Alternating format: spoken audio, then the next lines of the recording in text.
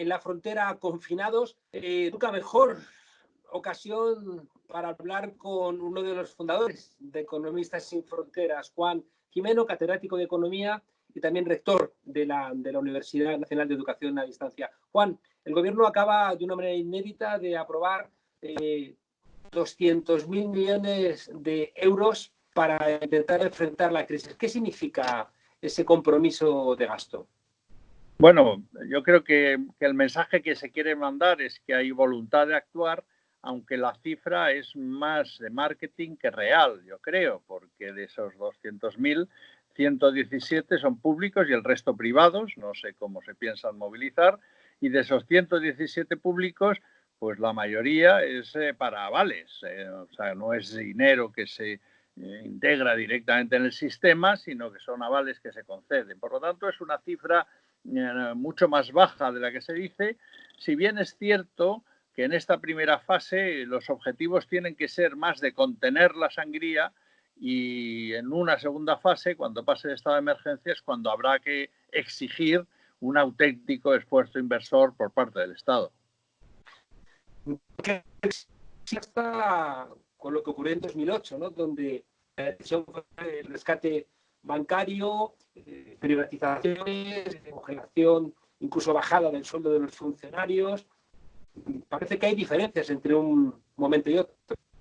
Bueno, aparentemente sí, aparentemente ahora se ha puesto en primer lugar, bueno, por supuesto, lo primero, solucionar el problema sanitario, que sin duda tiene que ser la prioridad, y aquí ahora echamos de menos el que todos los recursos que ha perdido nuestro sistema público de salud por causa de los recortes. Tenemos que subrayar que Madrid y Barcelona son las comunidades más saturadas y también las de menor inversión per cápita en sanidad, y eso habrá que exigir responsabilidades, ¿no? Eso por un lado, ¿no? En segundo lugar, evitar, por supuesto, los daños a las personas más frágiles, y se han tomado una serie de medidas pues, de contención, ¿no? y de subsidios garantizados para personas con dificultades sobrevenidas. Aquí pues aprovechamos para meter la cuña de que todas esas medidas serían mucho más sencillas si existiera un programa de renta básica que garantizara automáticamente esa renta sin necesidad de demasiadas complicaciones, ¿no? ¿Poner esto en marcha esa renta básica, que es una de las desde incluso el propio Podemos? Sí, no, yo soy muy partidario del sistema, creo que es mucho más eficiente. En el fondo yo creo que hay un gran consenso social en que hay que garantizar una renta mínima para las personas que lo necesiten, y la forma más eficiente es la renta básica, es decir, yo te lo doy de antemano y si después veo que no lo necesito ya me encargaré de recaudar vía impuestos lo que te he pagado vía renta básica, de forma que el efecto sea que efectivamente garanticemos a quienes lo necesitan una renta mínima, ¿no? Pero hacerlo ex ante, ¿no? Porque si tenemos que esperar a después, y es un poco las dudas también con las medidas que se han tomado, bueno, a ver con qué agilidad se arbitran esas ayudas, porque si hay que solicitarlas, demostrar cosas, etcétera, en un sistema en el que estamos aislados y hay mucha gente con dificultades de internet, etcétera, pues puede tardar en cumplir ese papel de garantizar que nadie se queda atrás, como se ha dicho. Uno de los planteamientos que parece que se han manejado es, bueno, como la crisis es momentánea, la economía estaba subiendo al 1,5 o 2%, esto es simplemente un momento sobrevenido. Si se solventa, ¿no?, este paréntesis, si se evita, ¿no?, despidos definitivos, si se evita, ¿no?, que las empresas cierren, existirá la posibilidad de recuperar posteriormente, bueno, los empleos y la economía. Bueno, yo soy más escéptico, ¿no? Primero, no es cierto que la economía fuera boyante, estábamos por una parte pues con una constante burbuja especulativa en activos financieros, y por otro lado pues con dificultades también productivas, porque esa financiarización de la economía hace que se invierta muy poco en productividad, ¿no? Y de hecho, pues a pesar de tanto adelanto tecnológico, la productividad no mejora. Es decir, que había elementos de crisis evidentes del sistema, aparte de los sociales obvios que se han destacado por todas las fuentes, OCDE, Naciones Unidas y hasta la Unión de Bancos Suizos, el creciente nivel de desigualdad social, ¿no? Entonces, todo eso hace que la crisis ya estuviera de alguna forma latente en muchos aspectos, pero que además dependerá también de cuándo se prolongue este periodo de excepción, pero si se prolonga demasiado, la crisis puede ser muy importante, ¿no? Y si se cometen los errores del austericidio de la crisis de 2008, pues puede ser gravísimo. Yo creo que esperemos que hayamos aprendido y esperemos también que aprovechemos la ocasión para hacer un debate a fondo sobre la necesidad de cambiar muchos aspectos del sistema que evidentemente hace aguas por todas partes. Sorprende que la banca, incluso la patronal, ha recibido bien estas medidas. Sin embargo, desde gente que no va a poder pagar el alquiler, desde una parte no pequeña de los autónomos, la alegría no es tanta.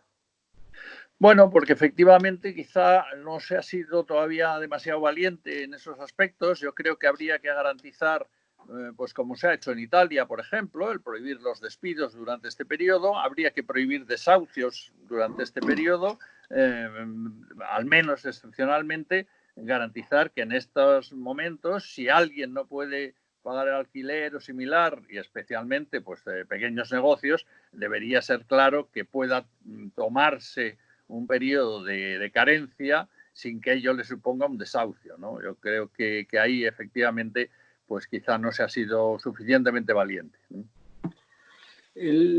Se plantea desde algunos ámbitos que el coronavirus no es el que ha desatado la crisis, sino que la crisis ya estaba en marcha y que esto simplemente ha sido como el detonante.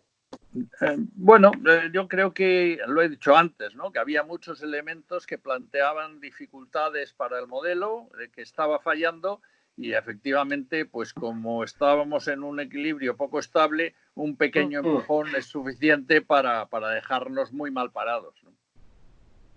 Hay medidas, ¿no?, que parece que a quien van a rescatar otra vez es al sistema financiero. Es decir, que tipos de interés bajos, ayudas a las empresas, moratorias que no suspensión de los pagos de las hipotecas, dilación en el tiempo de determinadas obligaciones, todo parece que al final termina pasando por el tamiz del sector financiero otra vez. Pues desde luego lo que hay que tener cuidado es en que no volvamos a caer en que el sector público endeudándose es el que va a salvar la situación. Yo creo que al revés, el sistema global, mundial, está tan endeudado que de alguna forma el debate de qué hacemos con tanta deuda era inevitable y yo creo que esta es la ocasión para debatirlo y para hacer una quita de deuda importante en todo el mundo, ¿no? Y se puede hacer, lo he dicho en algún otro lugar, de forma muy sencilla. Hay muchas emisiones que están pagando o han pagado unas primas de riesgo muy elevadas, pues de acuerdo, ustedes ya lo han cobrado, con lo cual bastaría con descontar lo pagado vía prima de riesgo para reducir sustancialmente la deuda precisamente de los países y los estados más endeudados y volver a una situación un poquito más saneada de esta deuda que se ha ido creando de forma a veces muy artificial y las más de las veces para sacar las castañas del sector privado y del sector bancario. Se ha planteado que hay como en Europa una discusión entre el modelo alemán y las propuestas italianas y francesas. Bueno, yo creo que ahora está todo el mundo dando un poco palos de ciego. Al final es probable que vayan confluyendo, ¿no? Pero siempre tenemos un modelo mucho más, menos intervencionista, mucho más conservador en ese sentido, que es el alemán, y el nórdico, ¿no? Y el sur, que somos en general más partidarios de una mayor intervención y de una Unión Europea mucho más beligerante, ¿no? ¿Crees, para despedirnos, que sería posible medidas más beneficiosas para el conjunto de los trabajadores y de los sectores mayoritarios de este país por parte del gobierno? Bueno, yo creo que ahora, primero hemos mencionado algunas, ¿no? De prohibir el despido y de garantizar y demás. Yo creo que es el momento de poner en marcha la renta básica, que sería un colchón. No sería la solución de todos los problemas, pero sería un colchón. Y de, por supuesto, mantener todos los debates que tenemos en marcha sobre reformas de mercado laboral, etcétera, ¿eh? Que luego será necesario, cuando salgamos de este estado de excepción, un importante plan de choque de inversiones, de política fiscal activa keynesiana, en el fondo, digamos, porque para salir de una crisis que si no puede ser grave, y, por supuesto, acompañado de eso, un gran debate sobre justicia fiscal, ¿no? Necesitamos incrementar los recursos públicos y necesitamos que paguen impuestos aquellos que no los pagan, desde las grandes empresas, especialmente las tecnológicas, pero no solo, a los patrimonios financieros y fiscales, impuestos sobre transacciones financieras, revisar patrimonio, revisar el trato de las rentas de capital financiero, etcétera, ¿no? Con eso, pues yo creo que se podría avanzar muchísimo en la serie de pactos que necesitamos sobre aspectos claves como la emergencia climática, la España vaciada y las personas con más riesgo de exclusión social. Nos hemos olvidado de que este modelo es depredador con el medio ambiente y eso parece que ha quedado fuera del radar. Claro, ¿no? Eso es algo que tiene que estar presente en cualquier debate que hagamos. Estamos en una situación de emergencia climática y si no lo tenemos en cuenta nos estreñaremos no ya a largo plazo, sino a corto o medio plazo. No parece que el momento de crisis se vaya a aprovechar, ¿no?, para dar un impulso decidido a una economía que no sea tan depredadora con el medio ambiente. Pues yo soy un poco escéptico, ¿no? Recordemos que en 2008 nos hablaban de que había que refundar el capitalismo los mismos que lo apuntalaron en sus aspectos más negativos. O sea que ojalá sea así, vamos a empujar todos a que sea así, pero permíteme ser un poco escéptico. ¿En tu casa cómo estás pasando este confinamiento? Bien, la verdad es que siempre hay trabajo, siempre hay lectura, siempre... luego nuestra comunidad de vecinos es una comunidad ejemplar y salimos todos los mediodías ahí a hacer una tertulia al patio, cantamos un poco, recitamos poemas y de todo y bueno, pues nos entretenemos. Guardando cierta distancia unos con otros. No, claro, todo el patio nos separa, pero bueno. ahí nos acompañamos. Estupendo. Juan Jimeno, catedrático de Economía, muchísimas gracias por estar en esta frontera, en cuarentena. Muchas gracias. Ojalá tu pesimismo encuentre las vías de luz, aunque hay que entender que el gobierno es el que es, viene de donde viene, y las fuerzas que más apoyan el cambio pues tienen la fuerza que tienen. Bueno, pero en cualquier caso es verdad que tenemos un gobierno con el que cabe más esperanzas que probablemente con cualquier otro. Muchísimas gracias, Juan. Nada, y empujando entre todos. Así será. Hasta pronto. Hasta pronto.